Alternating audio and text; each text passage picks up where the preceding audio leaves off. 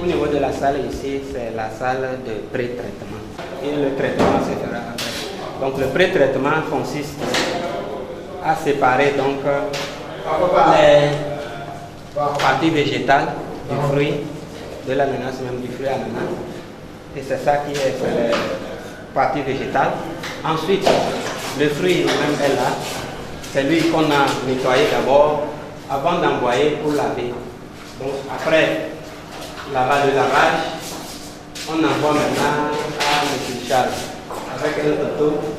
Et celui qui est là donc enlève les épluchures bien proprement. Maintenant, avant d'envoyer à la seconde étape, où commence normalement le traitement. C'est-à-dire le traitement, comment on va transformer l'ananas déjà pré-traité pour obtenir le jus de fruit. Donc c'est l'étape suivante de le traitement.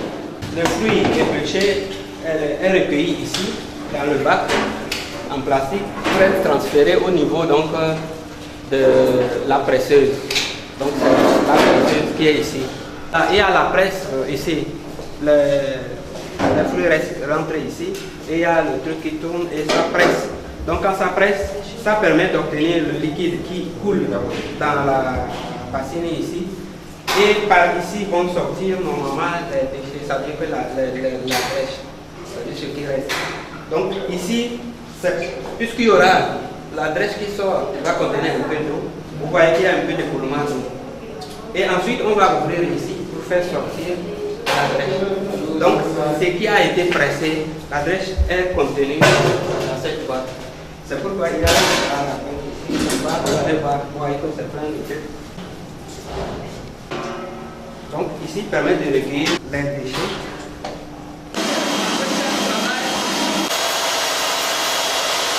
On a parlé tout à l'heure pour procéder au nettoyage de la machine.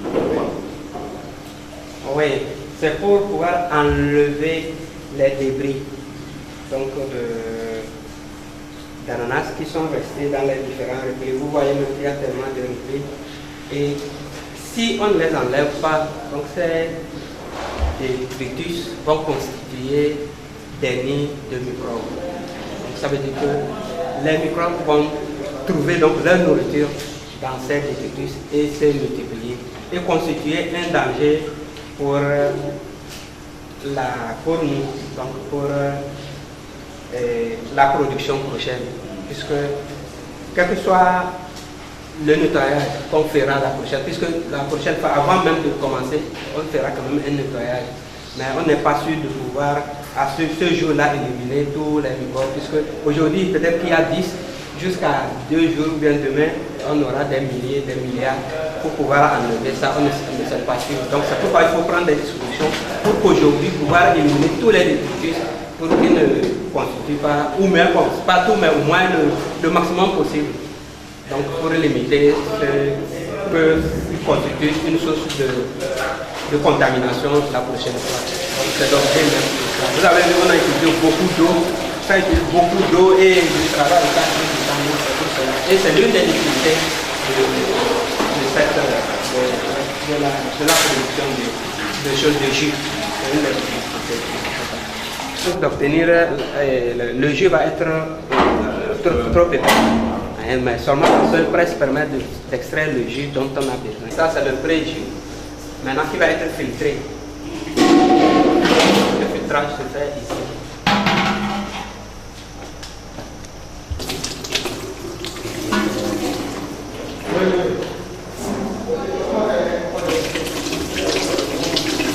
Ils sont donc chauffés donc, pour essayer de les stériliser un peu.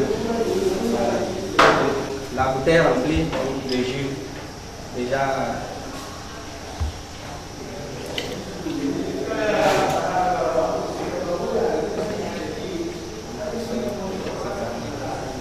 après avoir fermé les bouteilles, on vient maintenant, on les met ici pour les chauffer, pour les stériliser.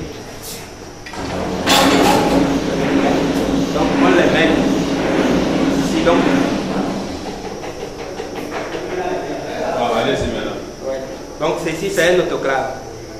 Donc l'autoclave, on met les bouteilles ici et on met de l'eau en bas. Donc vous avez vu, ça permet de mettre de l'eau. L'eau qu'on va chauffer et que les vapeurs vont monter pour stériliser les bouteilles. Donc jusqu'à 80 à 86 degrés, ça permet de stériliser le jus. Donc après là, donc, tout est prêt, la bouteille est prête, on peut la conserver pendant un an sans qu'il y ait l'autoclave. L'autoclave. Comme ça, une autoclave. Et là, on n'ajoute rien. On n'ajoute rien. On n'ajoute pas de l'eau, ni d'additif, ni rien. Donc le jus est recueilli directement comme ça. Et stérilisé et mis en bouteille. Il n'y a pas d'ajout d'additif ou de l'eau simplement pour tirer le jus. On la met en carton de 15 bouteilles par carton. Donc, ils peuvent être livrés soit aux détaillants qui viennent ici, soit aux pharmacies. Il y a les pharmacies ou les supermarchés qui viennent en gros pour aller livrer.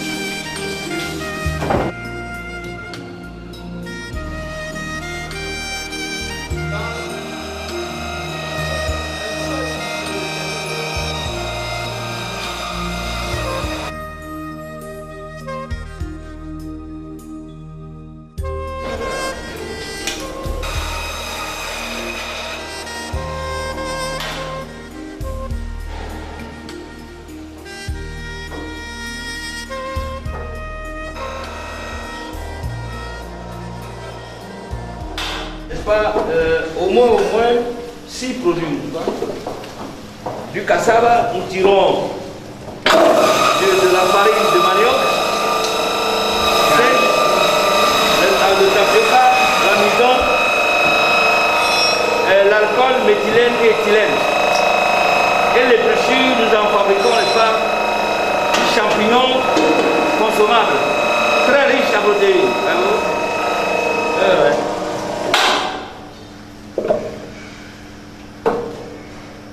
Ce travail peut nous permettre d'aider les femmes qui utilisent, qui fabriquent de la farine de manioc. Elles ont besoin d'au moins une semaine. Mais avec cette procédure, en une journée, elles ont leur farine sèche, farine de manioc. En une journée. Donc vraiment, c'est un gain de temps très important qu'un gain de temps. À la fois, on va leur permettre de ne plus souffrir, et de deux, elles ont été au fil de la technologie agroalimentaire. Quand vous avez la sueur, ça va enlever les pommes maintenant. Donc bon, je vais expliquer d'abord. Bon, avant d'arriver ici, le procédé part d'abord du pré-traitement qui consiste à éplucher le manioc, les tubercules et à les laver. Donc, vous voyez ici, donc tout à côté, on est en train de les laver. Et après le lavage, on vient maintenant, le pré-traitement est terminé. On entre maintenant dans la transformation ici.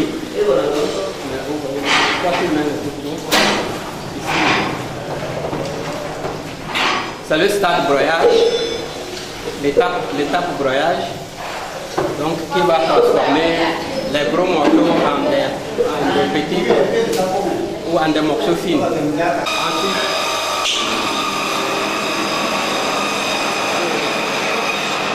le broyage est retenu dans le bac ici, qui est récupéré pour venir être transposé ici au niveau donc de la presse. Voilà, donc on amène ici pour la presse. Voilà, pour la presse.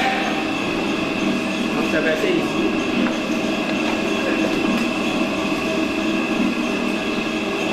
Pour la presse.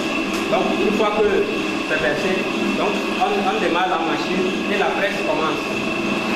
Au niveau de la presse, donc on obtient deux parties, deux produits. Il y a la partie solide qui contient très peu d'eau, donc qui va sortir ici, qu'on va récupérer ici. Et c'est ça qui va servir, qu'on ira torréfier pour faire le gari. La seconde partie qui est recueillie ici au fond que vous voyez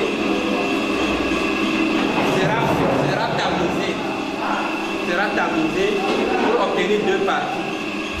Donc la partie qui va nager va servir à faire deux produits. Soit on la processe comme ça en la séchant pour faire de la moudon, ou soit on va la torréfier pour obtenir le tapioca.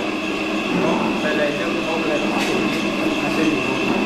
Le fond, le liquide qu'on va obtenir après tamisage, c'est ça qui servira à faire à produire la transformer en alcool, soit éthylique ou méthylique.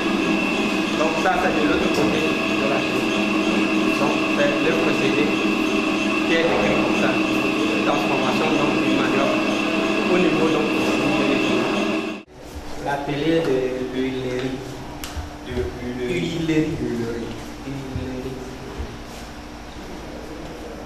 C'est l'atelier de l'huilerie. Vous voyez la machine ici. Il y a une partie que vous ne voyez pas qui s'appelle la chaudière. La chaudière, ça c'est placé dehors. Donc la chaudière qui permet de chauffer l'eau et de la transformer en vapeur. Donc l'eau transformée en vapeur est envoyée à travers ce canal que vous voyez. Ok? Donc quand ça arrive ici, vous voyez, on a mis les céréales, le soja. Donc quand ça vient, ça mouille le soja et avec la température, ça permet d'élever la température du soja.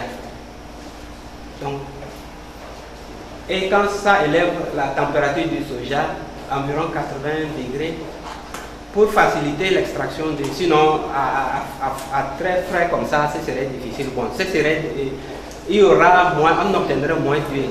Donc en faisant ça, on augmente l'extraction et augmente la rapidité d'extraction. Donc avec ça, la température qui vient et la vapeur qui vient donc chauffe et on met pendant 30 minutes. Donc environ 30 minutes. Maintenant on lance l'appareil qui commence par presser. Donc c'est également un système de presse au niveau donc, du bas que vous voyez le dispositif là. Donc qui permet de presser. Quand ça presse, l'huile passe en bas, est recueillie au niveau de cette tank là, de cette cuvette, alors que les tourteaux, donc qui sont, qu'on peut appeler les déchets, les tourteaux sont recueillis par ici. Donc les tourteaux sortent ici et recueillis au niveau de la bassine. La bassine sert à recueillir les tourteaux. Donc les tourteaux. Donc on sépare là en ce moment l'huile qui passe directement dans la tank et les tourteaux sont recueillis ici au niveau de cette bassine là. Donc l'eau, l'huile, j'allais dire, qui est recueillie dans la tank ici, devra être filtrée parce que quand elle sort, elle n'est pas pure, donc il faut la filtrer. Et le filtrage se fait par un canal, vous voyez le tuyau là, qui passe de là, ici, qui vient à ce niveau. Donc, on relance l'appareil et ça envoie l'huile là au niveau ici, c'est les filtres ça, que vous voyez ceci. Donc l'huile vient passer, traverser les filtres, 1, 2, jusqu'à ici, jusqu'au 12e ici. Et ça permet que l'huile qui va sortir soit extrait et de qualité, soit plus ou moins sans déchets. Ça permet de purifier l'huile. Donc, cette huile qui arrive ici, comme elle est recueillie au niveau, donc vous voyez les petits robinets, on les ouvre et l'huile là, donc après le filtrage, ça tombe ici. Et c'est ici le collecteur et ici l'huile avec le robinet, on recueille ici au bout de ce robinet là. Donc l'huile est recueillie ici dans un bidon, donc dans cette huile. Quand ça remplit, on change. Donc l'huile qui est recueillie ici sera maintenant mise en bouteille. En bouteille, donc ça dépend. En bouteille, il y a 1 litre, il y a 2 litres, il y a 5 litres. Ou alors quelqu'un qui veut en gros, on peut les vendre pour 5 litres. Le bidon entier. Donc c'est ça. Donc l'huile également qui est recueillie ici, bon, elle est vendue directement comme ça. C'est pourquoi nous la faisons huile pure. Parce qu'on n'y ajoute absolument rien. Non plus, on ne possède pas, on n'arrive pas au stade de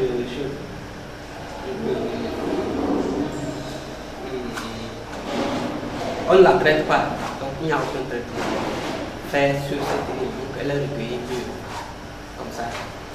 Donc avec toutes ces caractéristiques biochimiques, il n'y a pas de modification sur cette huile. Donc c'est comme ça qu'on l'a recueillie et elle est vendue sur le marché comme ça. À part le soja, quel produit vous utilisez encore pour faire le produit? Oui, il y a les noix, la chine de qualité, par exemple, les noix de qualité. Soja, qualité, et c'est fait ici. Donc avec juste le même procédé, on met ici, on broie et ça fait.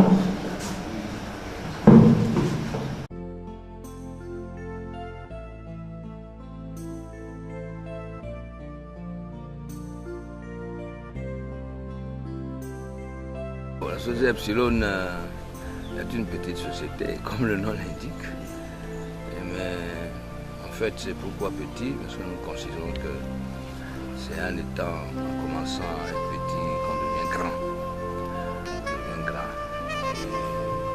Et effectivement, nous sommes Epsilon. Et nous avons commencé, d'abord, nous étions un établissement. Et on avait commencé à transformer les céréales, faisait des farines vitaminées, que nous continuons toujours. Et en fait, l'objectif, c'est que c'est au cours d'une recherche en sillonnant la région ouest africaine qu'on a découvert la qualité de nos céréales. Et nous avons dit que bon, finalement, si on faisait une bonne formule, on mélangeait les céréales, et en faisant un peu le déplacement de molécules, on pouvait obtenir quelque chose de formidable. Et quand on a essayé cela, nous avons découvert que nos farines, nous avons analysé 100 grammes et dans les 100 grammes, nous avons trouvé qu'on a 418 kilocalories, ce qui est très important et énorme. Et sur le plan vitamines, protéines, etc. Bon, bref. Ainsi, on s'accrochait à cela. Après, de fil en aiguille, puisque nous avions dans la composition l'élément soja, et ce produit est formidable. Et on a dit pourquoi ne pas faire la transformation aussi du soja. Et de là, nous avons commencé à extraire à froid, de manière biologique, bio, du soja que nous cultivons. Et nous suivons quelques paysans aussi à en faire cette même culture. Et nous rachetons le produit soja et nous le transformons en huile bien raffinée, très raffinée, très fine. Et aussi les tourteaux qui servent à fabriquer des provender. Petit à petit, nous sommes arrivés à dire pourquoi ne pas. On a fait quelques tours en Italie et on a découvert des machines. Après, on est allé à Accra, on a vu côté italien. Nous avons revu les mêmes machines là-bas. Puis, c'est arrangé avec l'aide d'un expatrié français aussi. Nous sommes arrivés à acquérir ces machines. Et aujourd'hui, nous faisons la transformation de cassava, de manioc. Vous voyez, le manioc, le produit manioc seul nous fournit du gari, qui est très consommé dans la sous-région, du tapioca, de l'amidon, et puis le jus du manioc, nous le fermentons et le transformons en alcool 95 degrés, éthylène, méthylène. Donc nous arrivons aussi à transformer l'épluchure du manioc en champignons vraiment consommables.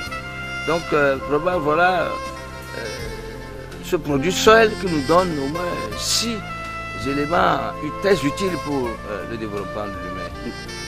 Revenons encore à la base. Au départ, pourquoi nous venions faire la famille? Parce qu'on faisait une démarche en collaboration avec un professeur à l'université de Rouen. C'est en matière de psychologie génétique, c'est-à-dire de développement de l'être humain sur tous les plans. Et nous avons voulu chercher la supplémentation alimentaire et le processus cognitif, c'est-à-dire l'effet de l'alimentation, surtout au niveau des céréales et des produits que nous utilisons sur le développement intellectuel de l'enfant, la cognition de l'être humain, en fait, de manière générale. Voilà un peu comment nous avançons aujourd'hui. Et puis à un moment donné, voilà, il y a eu le phénomène de mise à niveau des structures formelles, informelles en Afrique de l'Ouest. Il faut les mettre à niveau. Nous avons bénéficié de ce programme de l'UOMOA et de notre État. Et puis, étant choisi, nous avons œuvré, nous avons travaillé dur pour bénéficier, n'est-ce pas, d'apports, ne serait-ce que techniques, au niveau, sur le plan de processus de qualité. Nous avons bénéficié l'apport des experts venant des experts de l'ONUDI, des experts aussi de l'UOMOA, qui sont venus nous appuyer sur le terrain dans notre usine. Et aujourd'hui, l'usine a grandi. On nous a fait déménager d'ailleurs. Nous sommes maintenant dans un canton à 60 km de Lomé. Et aujourd'hui, nous produisons ces produits. Nous sommes un peu toujours au stade expérimental. Cependant, nous avons grandi, vraiment grandi. Et nous avons dépassé la CCP. Nous sommes en ISO maintenant. On avait bénéficié de tout le concours de l'association africaine de développement des produits agroalimentaires. Nous avons bénéficié aussi de secours de l'AFES, de l'ONUDI, de l'UOMOA. Et nos produits aujourd'hui sont agrémentés par la CEDEAO et l'UOMOA. Cet apport à la fois moral et technique et aussi économique nous a permis, n'est-ce pas, d'avancer, de continuer à avoir de l'espoir qu'en Afrique, nous aussi, nous sommes capables de traduire nos produits en produits vraiment vivriers, consommables et utilisables, quelquefois qui sont un peu plus puissants que les autres produits qu'on nous amène, qui ne sont pas toujours biologiques. Vous voyez que vous avez vu vous-même tout à l'heure, vous avez aussi, la fois dernière, vous nous avez visité dans nos champs, oui. Vous avez vu, on était en train de planter du soja, on faisait l'expérimentation avec des petites machines. Voilà un peu comment nous évoluons jusqu'à ce jour. Voilà. Vous êtes ici depuis combien d'années déjà? Eh bien, on a commencé à être ETS à partir en 1999. À l'époque, j'étais encore étudiant en Europe. Et je revenais et j'ai mis en place la société. Après, on a transformé en SAL. Et vraiment, depuis 2000, donc on a vraiment commencé à exister et à avancer jusqu'à ce jour. Ouais. Quelle satisfaction vous donne cette société aujourd'hui quand vous voyez les jeunes travailler dans tout ce beau monde-là? J'en suis très content. Et je n'avais pas même pensé cela. Et quand aujourd'hui, ce n'est pas l'effet économique seulement que nous recherchons. C'est finalement que nous sommes au milieu d'un phénomène qui est formidable. C'est-à-dire que non seulement nous engageons du personnel, des jeunes, des femmes, nous sommes totalement ancrés dans la parité de laquelle on parle. Nous avons engagé des jeunes dames, des dames même âgées, des dames de 60 ans, de 70 ans, qui n'ont rien, mais qui sont avec nous, qui font le tri et qui gagnent quelque chose tous les mois. Des jeunes, nous sommes aujourd'hui pratiquement 52 employés au sein de cette société, et en dehors du personnel que nous avons, et qui bénéficie, n'est-ce pas, de l'apport de la société, et qui conjugue vraiment l'effet donnant-donnant, nous avons notre bras en croix en quelque sorte. C'est-à-dire, d'une part, aujourd'hui dans les villages, dans les cantons, les agriculteurs, quand les agriculteurs produisent, ils savent maintenant qu'il y a quelqu'un. Si nous prenons le cas de manioc, avant les gens cultivent le manioc pourrit dans la terre. Et tous les produits pourrissent sous terre. S'ils n'ont rien, ils n'ont personne. Ils consomment une petite partie, une portion, et puis le reste, comme ça, ils n'arrivent pas à vendre et ça pourrit. Aujourd'hui, on résorbe, on absorbe cette production. On va en négocier avec eux et on prend peut-être, s'ils ont 1 hectare, 2 hectares, nous achetons et nous venons transformer. Et aujourd'hui, ils font appel à nous. Même chose pour le soja. Même chose pour l'ananas que nous transformons en faisant le jus d'ananas bio, vraiment un jus bio. Et maintenant, de l'autre côté, nous sommes utiles pour les grossistes, pour d'autres sociétés, d'autres associations, d'autres organisations, d'autres groupements qui rachètent les produits chez nous. Ils vont transformer le produit, soit si c'est des pâtes de manioc, ils vont eux-mêmes immédiatement transformer le produit en farine, etc. Et la même chose si nous finissons le produit, des grossistes, des groupements viennent racheter, des associations viennent racheter pour aller divulguer cela dans les milieux et vendre. Nous croyons que nous sommes conscients maintenant que nous sommes utiles. Et nous rendons grâce à Dieu. Voilà. Qu'est-ce qui a motivé le choix du canton de Couvé? Non, en fait, ce qui s'est passé, c'est que il y a eu, il y a un terrain qui appartenait à mes parents. Et il s'est fait que mes parents n'étant pas là, la famille m'a choisi pour, comment dirais-je, valoriser ce terrain. Et il y avait aussi à côté un hôtel qui était là, un autre monsieur exploitait, et qui devait partir. Il fallait que ça revienne à la famille. Donc on s'est débrouillé pour acquérir ce petit hôtel. Et à côté, nous avons en même temps mis l'usine.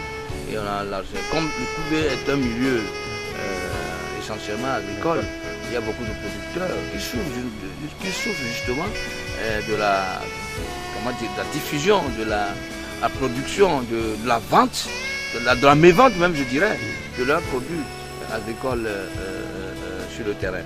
Donc, nous sommes à la pour être utile. Et on n'est pas utile seulement pour Couvé, même en étant à Couvé. Nous, dans notre, disons, notre sens, nous amène à faire de la géopolitique. Ici, vous avez tout le monde.